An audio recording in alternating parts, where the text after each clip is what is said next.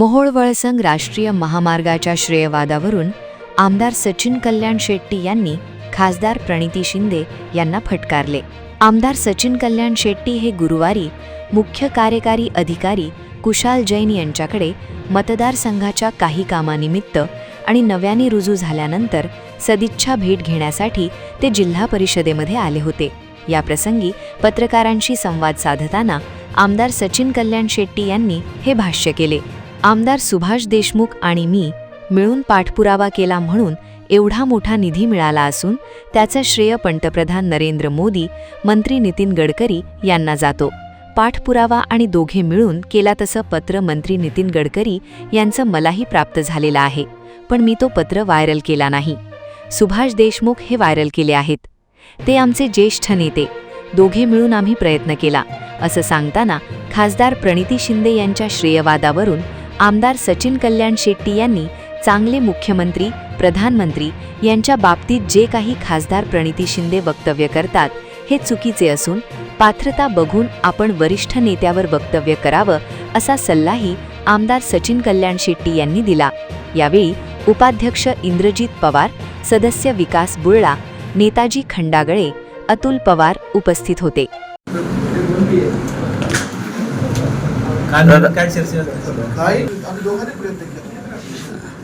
प्रणिती शिंदे म्हणतात आम्ही प्रयत्न केला. प्रणिती शिंदे त्यांना स्वतः हा म्हणत किमान एक सरळ 8-15 दिवस त्या सगळ्या गोष्टी करते आणि त्यांच्याबद्दल ते मला बोलायचंच नाही. फिरवलीत काल देवेंद्र कोटे साहेब त्यांच्याबद्दल प्रेस घेतली. माझं कोटे साहेब पुढे लहान आहे, कोटे साहेबांना माझा सल्ला आहे प्रणिती शिंदे तर बोलूच नाही. आणि ते केंद्रात राहुल गांधी जे काम करत आहेत ते प्रणिती शिंदे जिल्ह्यात फिरायला काँग्रेस ज्यांच्या नेतृत्वाखाली संपायला लागली तेवढं मदतच व्हायला लागली. त्यांच्यावर कशाला टीका करायला लागली. मुख्यमंत्र्यांना चॅलेंज केली मुख्यमंत्र्यांनी. मला मुख्यमंत्र्यांची प्रेस जर कोणी नीट ऐकली असेल, मुख्यमंत्री साहेबांनी माझ्या स्तरावरचा कुठलाही नेता माझ्यासोबत येऊन निगडीत होते, माझं ओपन सल्ला आहे असं मुख्यमंत्री साहेब म्हणते. बरोबर. आता प्रणितीताई स्वतःला कधीपासून त्या स्तरावर समजायला लागले मला माहिती आहे. आणि तुमच्या मागं नगरसेवक मोदाला शिल्लक नाही असं जिंकवर राहिलं नाही. तुमच्या नेतृत्वाखाली काँग्रेसची वाट लागू नाही आणि तुम्ही बोलायला लागले मुख्यमंत्र्यांना पीएमला चॅलेंज द्यायला आणि पुढे काय बोलायला पाहिजे. उद्या मी बसून जर त्यांच्या वरिष्ठ नेत्यांना बोला, माझं स्तर त्यांचं स्तर काय तपासावं लागेल. सुभाष बाबू तर आमचे ज्येष्ठ नेते आहेत, गडकरी साहेबांचा त्यांच्या निकट जवळचे संबंध आहेत. त्यामुळे सुभाष बापूंनी प्रयत्न केले. त्याचा मतदारसंघ आहे, माझा मतदारसंघ, दोघांनी प्रयत्न केले. सोशल दोघांनीही पत्र व्यवहार केला.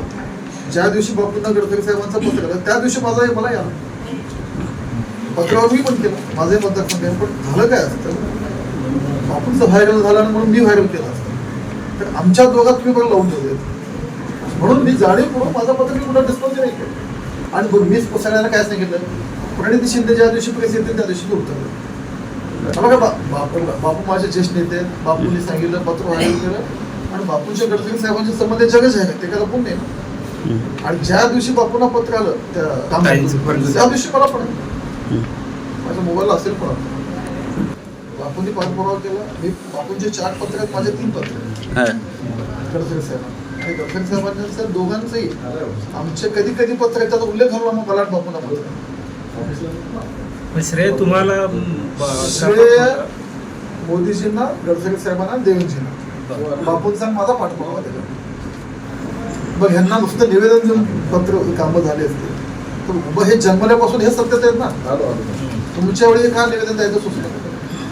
प्रणिती ताईचं पत्र जर तुम्ही बघितलं ना, त्या रस्त्याचा डीपीआर जेव्हा तयार झाला, डीपीआरची वर्क ऑर्डर झाली त्याच्यानंतर पत्र दिलं.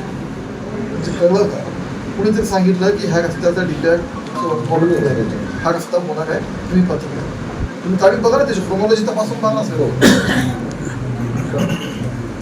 त्या मुरुड बसवनगर तो रस्ता आहे, त्या रस्त्याच्या म्हणजे ह्याची डीपीआरची वर्क ऑर्डर निघाली त्याच्यानंतर प्रणितीताईचं पत्र. आता ह्यानं काय, हे राहतात दिल्लीत, मुंबईत, आपल्याला काय आता पता नाही. येणं जाणं उच्चस्तरीय नेत्यांना बोलत राहणं, चक्र राहण्यासाठी काही नाही. आणि यांना डीपीडीसी निधीसाठी उपोषणाला बसवण्याची पाळी आली यांच्यावर आणि 700-800 कोटीची निधी शक्य म्हणजे हास्यास्पद आहे ना. काही नाही सल्ला दिला. मला एकदम फक्त उपाध्यक्ष भेटले. आता हळूहळू एकत्र आले आपण कसं